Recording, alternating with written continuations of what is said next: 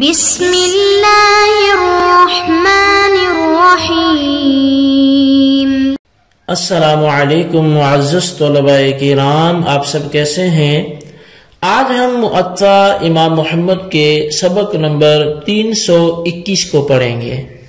آج کے ہمارے سبق کا عنوان ہے بائع اور مشتری کے درمیان اختلاف کا بیان۔ آج کے ہمارے سبق کا جو باب ہے وہ ہے باب الاختلاف فی البیع بین البائع والمشتری، کہ یہ باب مشتری اور بائع کے درمیان بیع میں اختلاف کے بارے میں ہے۔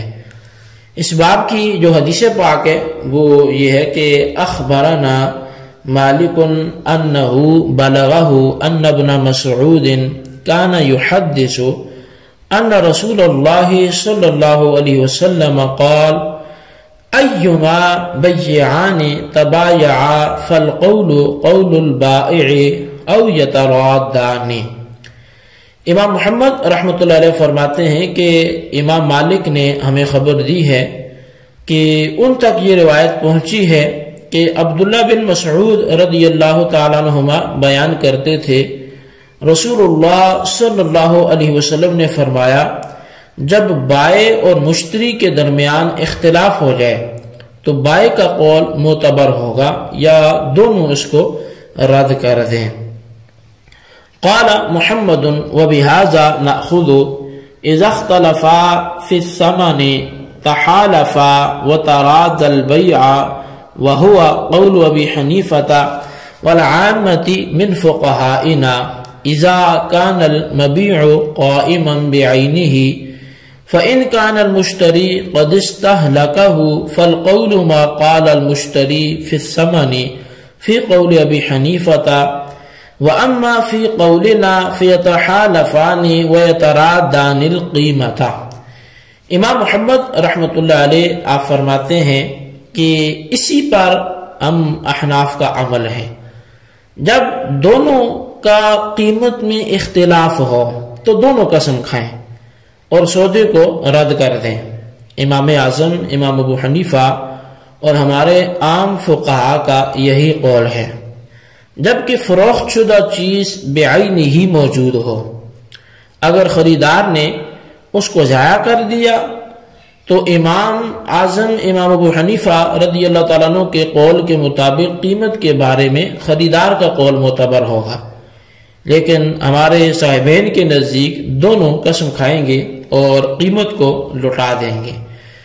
تو بہرحال اس باب میں امام محمد رحمۃ اللہ علیہ ایک حدیث لائے ہیں جو کہ عبداللہ بن مسعود رضی اللہ تعالیٰ عنہ سے منقول ہے کہ جب بائع اور مشتری میں اختلاف ہو جائے تو بائع کا قول معتبر ہوگا یا پھر سودا واپس کر دیں گے۔ امام محمد رحمۃ اللہ علیہ اس حدیث کی وضاحت کرتے ہوئے فرماتے ہیں کہ اس حدیث کا حکم اس صورت میں ہے کہ جب مبیع موجود ہو اور ثمنوں میں بائع اور مشتری کے درمیان اختلاف ہو جائے۔ اس صورت میں امام اعظم امام ابو حنیفہ اور ہمارے عام فقہا کا یہی مسلک ہے کہ بائع اور مشتری دونوں قسم کھائیں اور مبیع کو واپس کر دیں اور بیع کو ختم کر دیں، اور اگر مبیع مشتری کے پاس ہلاک ہو جائے اور اس کی قیمت میں بائع اور مشتری کے درمیان اختلاف ہو جائے تو امام محمد رحمۃ اللہ علیہ فرماتے ہیں کہ اس صورت میں ہمارے درمیان اختلاف ہے۔ امام اعظم امام ابو حنیفہ رضی اللہ تعالیٰ عنہ فرماتے ہیں کہ اب تخالف نہیں ہوگا بلکہ مشتری کا قول جو ہے وہ معتبر ہوگا، لیکن ہمارے نزدیک وہی فیصلہ ہے کہ جو مبیع کے موجود ہونے کی صورت میں تھا، یعنی تحالف ہوگا، دونوں بائع و مشتری قسم اٹھائیں گے اور سودا کو جو ہے وہ رد کر دیا جائے گا۔ رہی یہ بات کہ امام اعظم امام ابو حنیفہ رحمۃ اللہ علیہ ان دونوں صورتوں میں فرق کیوں کرتے ہیں، تو اس کے فرق کی وجہ بیان کرتے ہیں کہ مبیع کی موجودگی میں سودے کا واپس کرنا وہ ممکن ہے، کیونکہ جب مبیع موجود ہے اس کی قیمت میں جو ہے وہ جب اختلاف ہوگا تو ان دونوں سے قسم لینے کے بعد مبی کو واپس کرتے ہوئے بے کو ختم کر دیں گے، برخلاف اس صورت کے کہ جب مبی مشتری کے پاس ہلاک ہو گیا، اب جب کہ واپس تو ہو ہی نہیں سکتا تو تحالف کا پھر فائدہ کیا ہوگا؟ اب مشتری کی ہی بات کو تسلیم کیا جائے گا۔ تو اس کی باقاعدہ اسی مسئلے کی جو وضاحت ہدایہ میں کی گئی ہے اس کا خلاصہ یہ ہے کہ اگر مبی ہلاک اور ضائع ہو جائے، اس کے بعد بائع اور مشتری ثمنوں میں اختلاف کریں تو دونوں سے ایک دوسرے کے مقابل قسم نہیں لی جائے گی۔ یہ مسلک امام اعظم امام ابو حنیفہ اور امام ابو یوسف رحمہم اللہ کے نزدیک ہے، یعنی شیخین کا یہ موقف ہے، اور مشتری کا قول معتبر ہوگا، جبکہ امام محمد رحمۃ اللہ علیہ نے فرمایا کہ دونوں سے قسم لی جائے گی اور بے کو فسخ کیا جائے گا۔ ہلاک شدہ مبی کی قیمت وہ دلائی جائے گی جو اس مبی کی بازار میں مروج قیمت ہے وہی والی،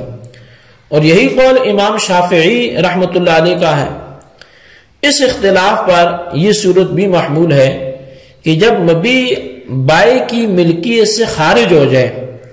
یا ایسی حالت میں پہنچ جائے کہ اس عیب کی وجہ سے بے کو واپس نہیں کیا جائے گا، امام محمد اور امام شافعی کی دلیل یہ ہے کہ بائع اور مشتری میں سے ہر ایک ایسے عقد کا دعویٰ کرتا ہے کہ جو اس عقد کے خلاف ہے جس کا دوسرا شخص دعویٰ کرتا ہے، اور دوسرا اس کے دعوے کا انکار کر رہا ہے، تو ہر ایک ان میں سے منکر ہونے کی حیثیت سے قسم اٹھائے گا، اور یہ تخالف جو ہے یہ تحالف ثمن کی زیادتی کو دور کرنے کے لیے مفید ہوگا، یعنی مشتری کے لیے یہ مفید ہوگا۔ جس وقت کہ بائع قسم کھانے سے انکار کرے تو اس وجہ سے دونوں سے پھر قسمیں لی جائیں گی، جیسا کہ یہ دونوں جب کہ ثمن کی جنس میں مبی کے ضائع ہو جانے کے بعد اختلاف کریں تو اس صورت میں چونکہ دونوں قسم اٹھائیں گے۔ امام اعظم امام ابو حنیفہ اور امام ابو یوسف رحمہم اللہ کی دلیل یہ ہے کہ بائع اور مشتری کے درمیان تحالف ایک دوسرے کے مقابل جو قسم لینا ہے یہ خلاف قیاس ہے، اس لیے بائع نے مشتری کو وہ چیز سپرد کر دی ہے جس کا وہ مدعی ہے، حالانکہ حدیث میں تحالف کا حکم اس وقت وارد ہوتا ہے جبکہ سامان موجود ہو، لہذا یہ تحالف اسی حد تک محدود رہے گا جس حد کے ساتھ شریعت نے اس کو شروع کیا ہے، اور ایسی صورت میں کہ مبی بعین ہی قائم ہو باہمی قسم کا نتیجہ یہ نکلتا ہے کہ معاملے کو فسخ کر دیا جائے، یعنی یہ کہ ہر ایک اپنا سامان دوسرے سے واپس لے لے، اور ظاہر ہے کہ یہ صورت مبی کے ضائع ہونے کے بعد باقی نہیں رہتی، کیونکہ اسی وجہ سے عقد بے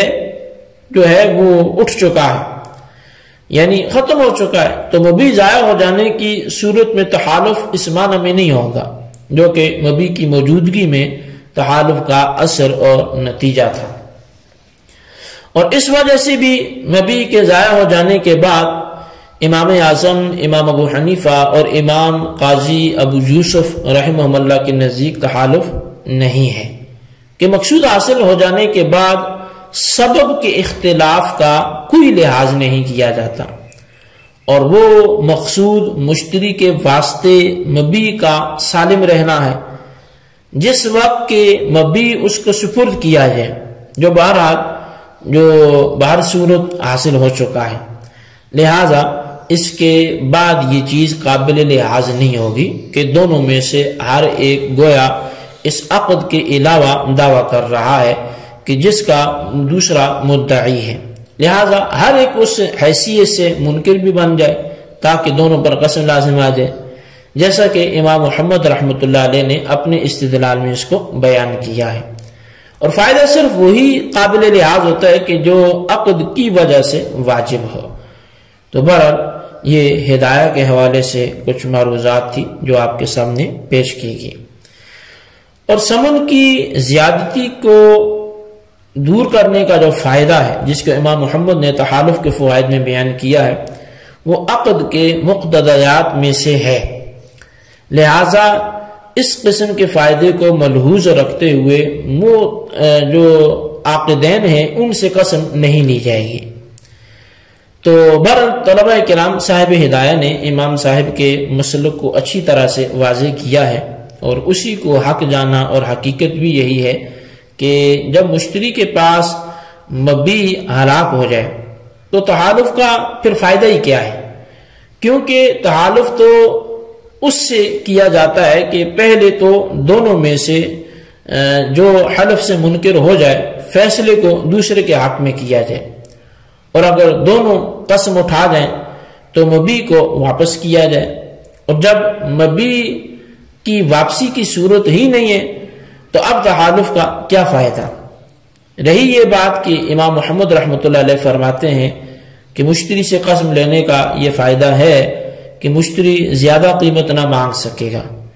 تو صاحب ہدایہ اس کا جواب وہ خود ارشاد فرماتے ہیں کہ یہ بات عقد کے تقاضوں سے نہیں ہے، اور کسی کا فائدہ وہی قابل لحاظ ہوتا ہے جو عقد کے مقتضیات میں سے ہو۔ اور امام صاحب کی تائید میں ایک حدیث بھی جو ہے وہ